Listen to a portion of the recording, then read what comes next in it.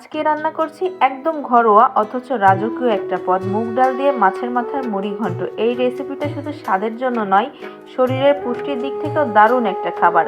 মুগ ডালে প্রোটিন, মাছের মাথায় ওমেগা 3 আর ঘরোয়া মশলার ঘ্রাণ সব মিলে একটা পদ শরীরকে দেয় পুষ্টি। আসসালামু আলাইকুম, কে কোথা থেকে দেখছেন সবাই জানাবেন। প্রথমে আমি মুগ ডালটা ভেজে নেব, কেননা মুগ ডালটা একটু হালকা গন্ধ করে ভেজে নিলে এটা খেতে খুব ভালো লাগে। মুগ ডাল হলো উচ্চ মানের প্রোটিন, ফাইবার ও অ্যান্টিঅক্সিডেন্ট। ভেজে রাখা মুগ ডালটা আমি কিছুটা টাইম পানি দিয়ে ভিজিয়ে রাখবো। এটি হজমে সাহায্য করে, পেট হালকা রাখে এবং গ্যাস ও বদহজম দূর করে। এইবার আমি চলে আসলাম, মাছের মাথাটাকে ম্যারিনেট করে রেখেছিলাম লবণ হলুদ দিয়ে, এটা ভেজে নেব। মাছের মাথায় থাকে প্রচুর ওমেগা 3 ফ্যাটি অ্যাসিড, যা মস্তিষ্ক ও চোখের স্বাস্থ্যের দারুণ উপকারী। এতে আছে vitamin A, D, calcium, phosphorus, যেগুলো হাড় মজবুত রাখে। নিয়মিত খেলে ত্বক ও উজ্জ্বলতা বৃদ্ধি পায়। আমি মাছের মাথাটাকে সুন্দর কড়া করে ভেজে নিয়েছি। আমার মাছের মাথা ভাজা কমপ্লিট। এবার আমি চলে আসলাম মূল রান্নাতে। এখানে আমি কড়াইতে তেল দিয়েছি, পেঁয়াজ, এলাচ, দারুচিনি, তেজপাতা আর লবঙ্গ। টোটালটা দিয়ে ব্রাউন কালার হয়ে আসলে এখানে বাটা মশলা দিয়েছি, আদা, রসুন, পেঁয়াজ, জিরা আর সব রকম মশলা অল্প একটু নিয়ে ব্লেন্ড করে নিয়েছি। আর এই যেই ডালটা আমি ভেজে রেখেছিলাম, সেই ডালটা আমি এখন সুন্দরভাবে ধুয়ে, মশলা কষানো আমার প্রায় শেষ, আমি এখন ওর মধ্যে দিয়ে দেবো। আমার ডালটা অনেকটা ভিজে রাখার কারণে একটু আরও ফুলে উঠেছে।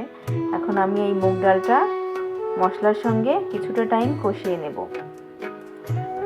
আর এই রান্নাটা কিন্তু বাচ্চারাও দারুণ পছন্দ করে। আপনারা মাঝে মাঝে চেষ্টা করবেন আপনার বাচ্চাকে এই রেসিপিটা করে খাওয়াতে। ছোটোবেলায় আমি ভাবতাম মুগ ডাল মানে হয়তো মাছের মাথার মুড়ি ঘন্ট, বলতে মুড়ি দিয়ে মুড়ি ঘন্ট করা হয় মাছের মাথাকে, কিন্তু আসলে আমার ভুল ধারণা ছিল এটা। আর এদিকে আমার মশলাটা কষানো শেষ, আমি এখন এখানে পরিমাণ মতন পানি দিয়ে দিচ্ছি।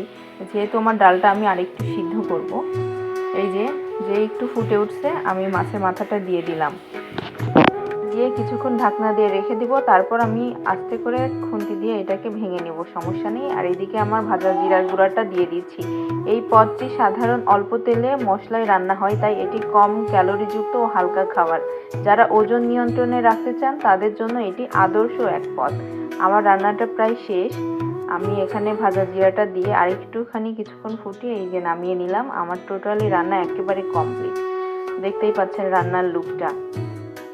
আর এটা কিন্তু খেতে দুর্দান্ত। কেমন লেগেছে আজকের রেসিপিটি অবশ্যই সেটা কিন্তু কমেন্টে জানিয়ে যাবেন। আর এটা গরম ভাতের সঙ্গে 1 চামচ মুড়িঘন্ট, আহা, মন ভরে যায়। এই রেসিপিটা একবার করলে বুঝবে গ্রামীণ রান্নার স্বাদ কতটা রাজকীয় হতে পারে। আর ভিডিওটি কেমন হয়েছে সবাই জানাবেন। সবাই ভালো থাকবেন, সুস্থ থাকবেন। খোদা হাফেজ।